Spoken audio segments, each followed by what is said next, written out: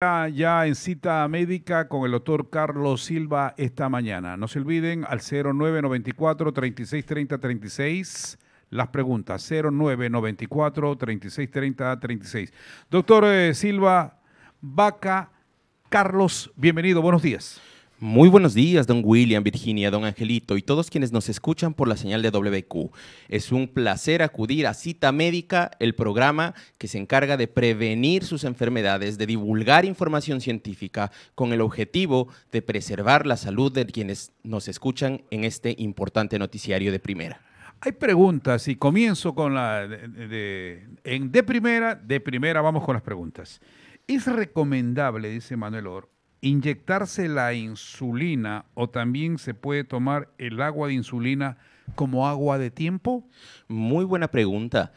Existen muchos mitos que ahora vamos a desterrarlos acudiendo a las verdades respecto al tratamiento de la insulina. Primero, para ponernos en contexto, la insulina es una herramienta más que disponemos en el tratamiento de la diabetes. Es una hormona de las varias que produce el páncreas, el órgano encargado de producir esta hormona, y que entre varias de sus funciones, la más importante es regular los niveles de glucosa en sangre. Para que nos entiendan, es la llave que abre la puerta de células, órganos y tejidos, y así la glucosa pueda ser aprovechada por las células para producir energía. Esta insulina en medicina se pone en 5 grandes grupos de pacientes. El primero, personas con diabetes tipo 1, su páncreas se ha destruido incluso desde niños, desde recién nacidos, por defensas propias y han dejado de producir insulina y necesitarán tomarla, ponérsela, inyectarse de primeras, desde el principio del diagnóstico y para siempre en múltiples dosis. Primera razón. Segunda,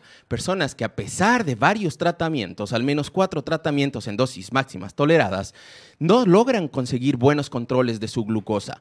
Tercero, personas que tienen insuficiencia renal para que no se acumulen tóxicamente en la sangre medicamentos que no puedan procesarse por esos riñones que no funcionan, se utiliza insulina. Cuarto, cuando hay descompensaciones agudas, es decir, pacientes con diabetes previamente bien controlada que sufren una infección, una fractura, un accidente o tienen una transgresión dietética, es decir, se desmandan en las comidas y sube demasiado la glucosa y en la hospitalización generalmente también se utiliza insulina. ¿Qué es mejor?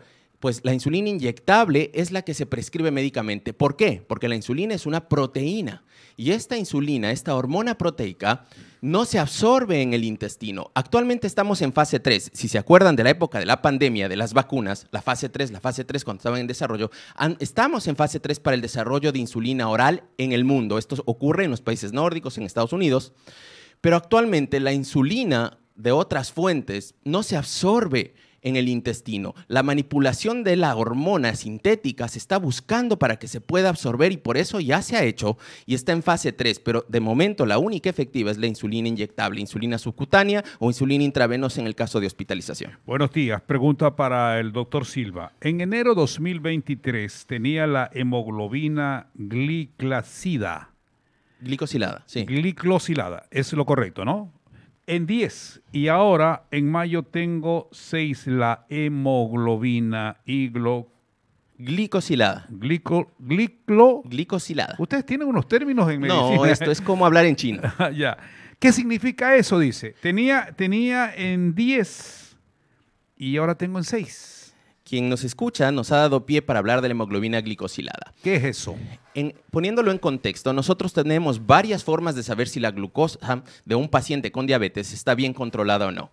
Una de ellas es esta hemoglobina glicosilada, que es el porcentaje de glucosa promedio diario de una persona de los últimos 3 meses. Es decir, si yo me pinchase ahora, me fuese a un laboratorio y me sacase la glucosa en ayunas, tendría la medición de ese momento, de esa instancia, como una foto. La glicosilada es como si yo me hubiese hecho eso durante 24 horas, sacase el promedio de ese día y eso lo hiciese durante 90 días y sacase el promedio de eso, pero expresado en porcentaje. Para que haya una idea, nosotros además sabemos la correlación de la hemoglobina glicosilada con las cifras medias diarias de glucosa de un paciente. Es decir, como nos decía nuestro paciente, hemoglobina glicosilada de 10%, corresponde a un valor promedio de 240 miligramos decilitro en los últimos 3 meses. Es decir, que diariamente, como la glucosa fluctúa bastante, es decir, cambia de un momento a otro, el promedio de cada día de esa persona que nos comenta rondaba los 240. Al ponerle el tratamiento, la insulina, dependiendo cuál, en qué dosis, baja en promedio 3% ese valor. Es decir, los especialistas sabemos cuánto baja un medicamento, en qué dosis, qué cantidad de esa molécula, que nos sirve para saber cómo está la glucosa del día a día de un paciente con mucha más información que solo el pinchazo de un momento. Y 6% quiere decir una glucosa promedio diario de alrededor de 120. Entonces, bajar de 10% a 6% es óptimo. Ahora, la pregunta es que una vez que se baja esa glicosilada, si es que necesita ese paciente insulina mantenida o no, y en eso se basa nuestras decisiones y evaluación en los seguimientos durante los controles de especialidad. Milton complementa, dice, me mandaron a tomar metformina 500 miligramos, ahora la tengo en ayuno de 90 a 110 la glucosa. ¿Le va bien, pues? Perfectamente lo que hemos dicho. A ver, cifras de control de glucosa para decir que la diabetes en cuanto a la glucosa está bien controlada, entre 80 y 130 en ayunas, 2 horas después de algún alimento importante como desayuno, almuerzo, merienda, menos de 180, y en esta hemoglobina glicosilada un porcentaje alrededor de 7%. Evidentemente esto se individualiza, es decir, no todas las personas tienen que estar así a rajatabla. Esto se hace en la consulta luego de preguntar durante 1 hora o más, de examinar a cada paciente y establecer un nivel de objetivo para esa persona con la finalidad de prevenir complicaciones crónicas. Por lo tanto, a este paciente le va bien. Hay muchos mitos de la insulina y también de la metformina. La metformina es el medicamento por vía oral, es la pastilla más antigua que tenemos como herramienta para tratar la diabetes. Lo que hace la metformina es disminuir la cantidad de glucosa que se produce en el hígado en ayunas, porque algunos pacientes se preguntan, ¿pero por qué? Si yo no he comido nada toda la noche, ¿por qué me levanto con la glucosa alta? Y es porque otro de los problemas que hay en la diabetes es que el hígado en ayunas produce demasiada glucosa que no se logra equilibrar con la cantidad de insulina que debería producirse también en ayunas para llevar las cifras a lo normal de 70-99 o, en este caso, ya en una persona con diabetes, al objetivo de control entre 80 y 130 para la mayoría de personas. Y ya vamos a más preguntas porque llueven las preguntas para el doctor Carlos Silva. 7:47 minutos. Un datito, porque aquí, y a ti te gusta el encebollado, confesaste el otro día. El encebollado.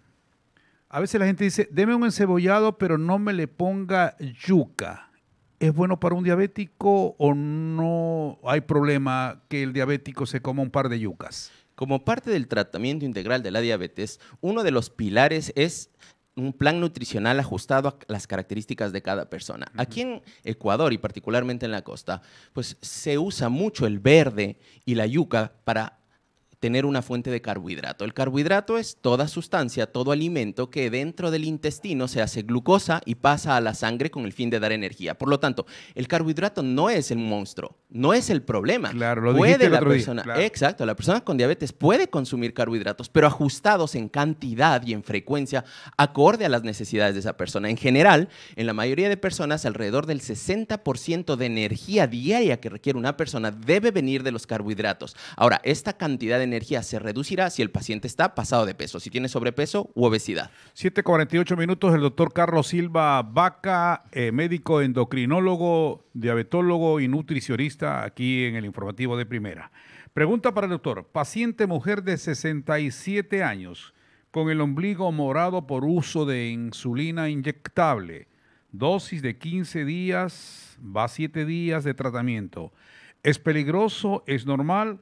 ¿Por qué razón tiene el ombligo morado? Muy buena pregunta. Las insulinas que disponemos para administración ambulatoria, es decir, para que un paciente se las ponga en casa y cuando las prescribimos, son de administración subcutánea, es decir, deben ir en la grasita que hay debajo de la piel. Para esto, las insulinas tenemos que entender que funcionan como si fuese una línea de tiempo donde la tecnología nos ha ayudado a cada vez hacerlas más parecidas a la insulina propia que produce el páncreas. ¿Por qué digo esto?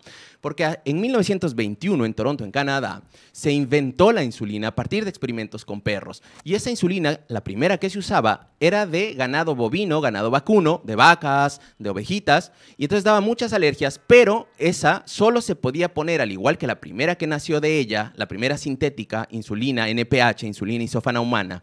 Esta insulina lechosa le conocen los pacientes en un vial, en un frasquito que se ve como una leche. Esta insulina solo se podía poner en el ombligo porque no duraba 24 horas. Actualmente las insulinas que tenemos, porque han salido varias versiones cada vez más parecidas a la propia, como decía, la insulina que tenemos actualmente se puede administrar en otras zonas. Si uno usa la misma zona de inyección repetidamente, entonces puede provocar equimosis, como le pasa a nuestro paciente, es decir, que haya fragilidad de los vasos sanguíneos y entonces haya moretones alrededor del sitio de inyección e incluso una complicación que es habitual y pasa desapercibida y es una razón de mal control de la diabetes, que son las lipohipertrofias, que son como una especie de callosidades, entre comillas, de la grasa debajo de la piel de la zona del abdomen por ponerse mucho tiempo insulina en la misma zona. Por eso habitualmente se prescribe rotar en contra de las manecillas del reloj para cambiar de sitio. En el pasado no se podía usar zonas distintas al abdomen, pero actualmente las insulinas de las que disponemos ahora, sobre todo las lentas, pueden administrarse no solo en el abdomen, porque si a nuestra paciente le pasa eso, habrá que dejar descansar esa zona porque no sabemos el nivel de absorción, si es errático o si es que es correcto, habrá que examinarla. Y esa insulina, administrarse las nuevas versiones de insulina que pueden ser administradas en otras zonas del cuerpo, detrás de los brazos, en los muslos, en la parte alta de los glúteos, que sería una alternativa para nuestra radioescucha. Bueno, doctor, el diabético, porque aquí cuenta la experiencia un oyente, dejó las gaseosas y el arroz una sola vez al día. ¿Qué es más peligroso para el diabético, la gaseosa o el arroz? Muy buena pregunta. Aquí entramos en un concepto de un término médico que se llama índice glucémico.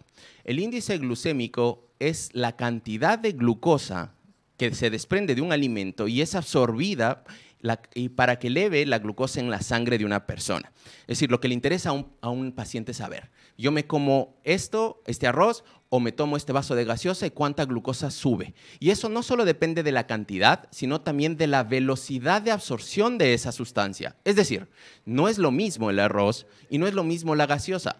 Ambos tienen un índice glucémico alto, pero en todo caso, el arroz es un carbohidrato complejo que eleva bastante la glucosa, mientras la cola es un azúcar refinado, la gaseosa, que elevará de forma nociva y más agresiva estos niveles de glucosa. Por tanto, tampoco es igual, por ejemplo, si yo tengo en mi puño derecho un pan integral y en mi mano izquierda la misma cantidad de arroz blanco con almidón, la cantidad de arroz tiene más índice glucémico, es decir, eleva más el azúcar porque se absorbe más rápido y hace un pico de glucosa después de comerse más alto y agrede de forma más intensa al páncreas que ese pan integral que hará un pico de glucosa más en meseta, menos pronunciado y será menos agresivo. Esa es la diferencia también, no solo la cantidad, no solo el contenido, sino cómo se absorbe de rápido o no en el intestino esa glucosa a la sangre. Eso es imposible que sepa un paciente de buenas a primeras porque no solo depende del sentido del gusto y por eso en las consultas nosotros enseñamos a utilizar tablas nutricionales a nuestros pacientes para que puedan saber no matarse de hambre, sino elegir de forma precisa, basado en estos conceptos, que se entiendan bien sus alimentos. 7 de la mañana con 53 minutos. Doctor, cuando viajé a la China, 12 días, los ecuatorianos, los periodistas, no le hacíamos a todo lo que se mueve, porque teníamos eso de que sí, que cuidado ese animal, etcétera, etcétera, pero consumíamos porque el desayuno los chinos colocaban arroz. El arroz sin aceite y el arroz era frío y todo eso. La pregunta, porque estamos a ver, aquí quiero, ¿por qué el chino es flaco? Comiendo harto arroz. Ok, muy buena pregunta. La primera es una cuestión también étnica. Ellos, pues, al igual que los afrodescendientes, por ejemplo, los afrodescendientes tienen una predisposición genética a ganar masa muscular fácilmente. En general, hay excepciones evidentemente. Ahora, en los asiáticos, a pesar de su dieta cargada en arroz, primero el arroz que consumen es de otro tipo. Hay varios tipos de arroz. Por ejemplo, voy a citar uno que se llama arroz rojo, que de hecho de ahí sale un principio activo que se utiliza en los medicamentos, en algunos como la lovastatina, para bajar el colesterol y los triglicéridos. No digo que el arroz baje el colesterol y los triglicéridos, quiere decir que un tipo de arroz ha servido como fundamento para encontrar ahí una sustancia que se utiliza ahora para producir medicamentos que hacen eso. Y además, las cantidades que ellos consumen no son exageradas. Si usted se ha fijado también en China, además que cuando uno va allí, pues le dan unos palillos que casi que no puede comerlo, el arroz es un poco más soposo. Las cantidades son pequeñas y el arroz no lleva almidón.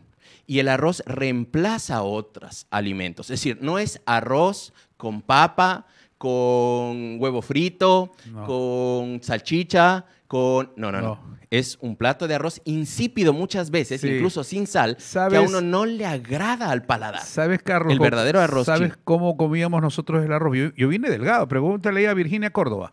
Era el arroz frío, el arroz sin sal, insípido, y acompañábamos con huevo, no huevo frito, sino el huevo cocinado. De pato muchas veces, porque allí les encanta consumir huevo de pato. Una pregunta. ¿Qué es verdad sobre las colas sin azúcar? Pregunta a un oyente. Se ha metido don William en un tema que incluso puede requerir un programa entero. Hace pocos días, la Organización Mundial de la Salud ha emitido un comunicado, una recomendación condicional respecto al uso de edulcorantes. Los edulcorantes son alternativas como la sucralosa, la sacarina, los derivados de la planta stevia. Son edulcorantes, son sustancias que sirven para endulzar y que han reemplazado en muchos hogares al azúcar. La Organización Mundial de la Salud ha emitido un criterio muy importante, pero muy débil respecto a su consumo. Ha dicho que efectivamente, en una recomendación condicional, los edulcorantes no sirven para bajar de peso y los edulcorantes no sirven para tratar ni para prevenir enfermedades crónicas asociadas al exceso de peso como la diabetes o enfermedad cardiovascular. Ahora, esto ha llevado a mucha polémica en el mundo médico y a mucha tergiversación también en el mundo comunicacional, porque en el New York Times salió un comunicado que decía que los edulcorantes causan diabetes.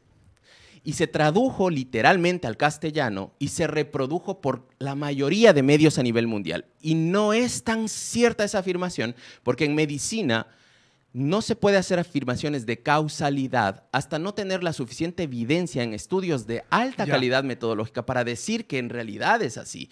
Eso no lo sabemos porque los estudios que se utilizaron, y por eso la OMS dice recomendación condicional, es decir, que no hay suficiente calidad de evidencia científica para decir que algo tiene más beneficios que riesgos, y además no dicen que los edulcorantes causen diabetes, dicen que no se pueden usar para tratar enfermedades como diabetes o cardiovasculares, para prevenirlas o para buscar bajar de peso, porque evidentemente no son tratamientos para eso. Ya, a ver, yo ocupo gotero de stevia y cada vez me pongo en el café menos gotitas.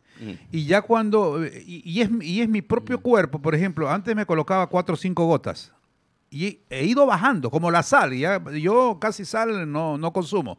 Pero de ahí mi consumo ha sido menos. ¿A dónde voy? Porque la Organización Mundial de la Salud nos dijo desde Francia, Efrén Erdoiza, en esta semana, la Organización Mundial de la Salud habló de la casuarina. A ver, ¿cómo se llama esto? Sacarina. Sacarina, ¿no? Sacarina. ¿Viene de la casuarina o no? Casarina, y habló también de la stevia. De sucralosa, stevia, de todos los edulcorantes. ¿Podemos hablar de eso? Sí, justo, es lo que le decía. Mire, la Organización Mundial de la Salud lo que dijo es, miren, señores médicos, ustedes no utilicen para tratar la obesidad, ni para prevenir ni tratar enfermedades como la diabetes o enfermedades cardiovasculares, los edulcorantes. Y en un texto de 90 páginas, que lo terminé de revisar justo cuando salió esta noticia, porque es algo nuevo, en una de la segunda, tercera página, ellos citan estudios de limitada calidad metodológica, es decir, no tan bien hechos, donde pacientes que consumían mucho de esta stevia, mucho de estos edulcorantes, de sacarina, muchos con sucralosa, muchos de estos edulcorantes versus aquellos que no consumían mucho, como usted, que se pone una gotita, que se pone 2 gotitas. Y entonces vieron en el tiempo, es decir, a 10 años, 5, 7 años, que los pacientes que consumían más de estos edulcorantes tenían con más frecuencia diabetes y enfermedades crónicas y tenían más obesidad. Pero esto no necesariamente quiere decir que sea por los edulcorantes. No se ajustaron por otros factores de riesgo. Es decir, los estudios lo que no hicieron es saber si los que se ponían más gotas de stevia comían más, o si los que se ponían más gotas de stevia en principio estaban más obesos, o si los que se ponían más gotas de stevia o edulcorantes comían más carbohidratos. No sabemos todos esos datos y por eso la Organización Mundial de la Salud no pone en su recomendación, ¿saben qué? Vea, esto es malo. No, ponen, a ver, médicos, con cautela, no prescriban esto a sus pacientes con fines de bajar de peso ni de tratar enfermedades. Y aparentemente, por estos estudios, habría que limitar la cantidad de estos edulcorantes a cantidades pequeñas diarias, pero de ahí a asegurar que cause diabetes está muy lejos.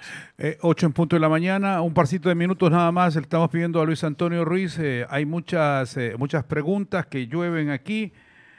¿Cuáles son los síntomas para alguien que no tiene diabetes, pero para estar alertas, cuáles son los primeros síntomas en las personas? Es una enfermedad silenciosa y si es que usted tiene 35 años o más, independientemente de si tenga síntomas o no, hágase un examen de glucosa. Y segundo, si usted tiene sobrepeso o obesidad y algún factor de riesgo adicional, independientemente de la edad, hágase un examen de glucosa. Personas latinoamericanas, asiático-descendientes, afrodescendientes, mujeres que han tenido diabetes gestacional previamente, personas que tienen resistencia a la insulina, hipertensión, enfermedad cardiovascular establecida, que tienen el colesterol bueno muy bajo, son personas de riesgo, personas con familiares de primer grado. Si es que tiene alguno de esos factores y tiene sobrepeso o obesidad, independientemente de la edad, hágase un examen de glucosa. 5 minutos nos regaló WQ Noticias con Luis Antonio Ruiz, así que vamos a hacerlo porque llueven las preguntas. Full sintonía, full volumen en la línea 117. Están escuchando conductor y pasajeros. Por favor, si el médico sabe o alguien conoce dónde se realizan sesiones en cámara hiperbárica para una persona diabética, a favor su colaboración. ¿Usted tiene informes de esas cámaras hiperbáricas? Sí, puedo hablar sobre la cámara hiperbárica. A ver. ¿Dónde lo realizan? Pues eso ya queda en otro momento. ¿Qué tal esas cámaras? Ok, las cámaras hiperbáricas, como su nombre lo dicen, aportan mayor presión parcial de oxígeno. Esto se utiliza no todo el mundo, es decir, no si yo quiero volverme inmortal me voy a meter a una cámara hiperbárica. Eso no funciona así. No funciona. Esto es una herramienta médica que sirve para propósitos específicos. En nuestros pacientes, en personas con diabetes, los cirujanos vasculares la usan mucho para heridas, úlceras de personas con diabetes que después de un mal control de muchos años no logra cicatrizarse correctamente. Yo iba a decir para secar más rápido. Y ahí viene una pregunta rapidito antes que sigas, Carlos. ¿Sabes que llueven las preguntas? Si un diabético, por ejemplo, se hizo una herida y cicatriza rápido, ¿qué quiere decir? Eso quiere decir que todavía no ha dado tiempo para que se produzcan complicaciones. Es decir, no es un parámetro de control adecuado de si una persona tiene bien controlada su enfermedad o no. Porque lo que no queremos es que llegue a ese punto donde las heridas no se cicatricen y se infecten y sea necesario amputar, por ejemplo, un miembro. No queremos que llegue a eso. Por eso tenemos herramientas mucho antes, la glucosa en ayunas, esta hemoglobina glicosilada que nos ha escuchado, la glucosa después de comer, los niveles de colesterol, de triglicéridos, el fondo de ojo, un examen para ver la retina cuando incluso no da síntomas, las alteraciones de esa parte del ojo, de los ojos, las enfermedades de los riñones, por ejemplo, se pueden mirar incluso décadas antes mirando la cantidad de proteínas en la orina, la microalbuminuria. Entonces, esas son las herramientas para buscar detectar, ajustar los tratamientos y prevenir que un paciente no llegue a esto de las úlceras, de las heridas que se infectan y haya que amputar, porque esto no ocurre de un día al otro. Si una persona lleva mal controlada durante muchos años, entonces puede ocurrir por daño vascular, daño de los vasos sanguíneos, esto de las úlceras. Si yo hoy me desarrollo diabetes y me corto y se cierra, no quiere decir que estoy bien controlado necesariamente. Bueno, estén atentos, ya mismo vamos a dar, la gente nos está pidiendo el número del doctor, ya mismo damos el número, 8 con 3 minutos. A ver, pregunta para el doctor, adelante, buenos días. Muy buenos días, estimados amigos de la WQ Radio. Esta es una consultita para el doctor Carlos Silva. Mire, mi estimado doctor, a mí me diagnosticaron hace aproximadamente unos 2 meses un cuadro de diabetes. Ya, y me mandaron a hacer todos los exámenes necesarios y los realicé. Y me encontraron con un parámetro de diabetes elevado a 260 de glucosa. Ya, entonces que resulta que la doctora me envió esta medicación que se llama Jardiance Duo de 12.5 miligramos por 850 miligramos. Ya, me mandó la prescripción, indicaba una tableta 8 de la mañana y uno 8 de la noche. Me mandó una dieta. En cuestión de eso, he perdido aproximadamente unas 30 kilos aproximadamente. Yeah. Sí, adelgacé. Pero resulta que a raíz de que ya me hice el examen, empecé a tomar la medicación, mi piel se volvió bastante delicada. Por el sentido de que, por decir, si me rasco, se me enroncha, me pica. Si, por decir, en el momento de uno pegarse una ducha, uno sabe que se restriega el cuerpo y todo se me hace rojo, así, créanme, que quedo como crucificado. ¿Eso tiene que ver de pronto con la medicación o son síntomas de la diabetes mismo? Esa es mi consulta, doctor. Muy buenos días. Muy buena pregunta y gracias por su pregunta. A ver, está muy claro que la diabetes, aunque puede tener manifestaciones cutáneas, es decir, características que se producen en la piel por la enfermedad, lo que usted comenta no suena como algo frecuente relacionado a la diabetes, ni tampoco al fármaco que le ha prescrito su médico. Habría que examinarlo, pero revisar su dieta, porque muchas veces las pérdidas tan marcadas de peso, si es que no se hacen de manera controlada con nutricionistas, asegurando que haya suficientes vitaminas y minerales, entonces puede producir problemas cutáneos por déficit de vitaminas y de minerales. No le digo que ese sea su caso, pero es posible, y dentro de lo que usted comenta con información limitada, es lo más posible. Ese medicamento que le puso su doctora, así como muchos otros, están encaminados no solo a tratar la diabetes, sino el que usted menciona en particular, para buscar prevenir complicaciones crónicas a largo plazo. No es la causa, el medicamento, eso sí puedo decirle, de lo que usted describe en su piel. Gracias por darnos 10 minutos, Luis Antonio Ruiz y Liz Valareso, porque estamos ya en el programa WQ Noticias. Ya viene Luis Antonio, que también está escuchando atentamente lo que dice el doctor. Buenos días, una pregunta. ¿Los jugos verdes es bueno para los diabéticos? Depende de qué se componga ese jugo verde. Si usted lo hace con apio, con pepinillo, con albahaca, pues estupendo, tómeselo. Pero ¿En ayunas? En ayunas, sí. ¿Y si no es en ayunas? También puede tomárselo. Ya. La cuestión es que esos no son tratamientos aislados, no es monoterapia para la diabetes. Es decir, no es que eso usted le permita a una persona que usa insulina o que usa medicamentos dejar la insulina, dejar los medicamentos tomando jugos verdes. No, vamos a ser responsables, como siempre hemos sido en este programa y en mi caso también, y decir que luego de una evaluación médica, y no digo que lo natural no sirva, vamos, que lo natural sirve, pero sirve para un caso específico, un paciente específico, en una dosis específica. Si yo tengo inflamación de mi tobillo porque jugué fútbol y me tronché y tuve un esguince, entonces me hago unas compresas de agua de manzanilla y se desinflama, porque la manzanilla es buen antiinflamatorio. Ahora, si es que tengo inflamación del apéndice, mismo proceso, pero distinto órgano. Si es que tengo inflamación del apéndice, yo no me inyecto manzanilla en el apéndice porque muero perforado con una peritonitis, tendré que ir a un cirujano. Aquí funciona lo mismo. Si es que yo tomo jugos verdes, estupendo, genial. De hecho, se siente refrescante, yo lo hago. Pero eso no sustituye los tratamientos para la diabetes. Ya, perfecto, perfecto. A ver, vamos, tengo pregunta. Adelante, Javier Zambrano. Buenos días. Buenos días. Quisiera hacer una pregunta ahí al doctor. Yo me hice el bypass. Me bajaron todos los triglicéridos, hipertenso, el diabetes me bajó todo. Antes se me baja todo. A ver, terminemos. ¿Qué significa el bypass? Ya, el del bypass pregunta. Excelente pregunta. Nuestros compañeros y colegas cirujanos bariátricos han tenido en los últimos 50 años, sobre todo en los últimos 15 y 20 años, un boom respecto a las técnicas de esta cirugía, de este tipo de cirugía, las más conocidas, manga gástrica, la otra más conocida, el bypass gástrico. Más de 30 técnicas disponibles.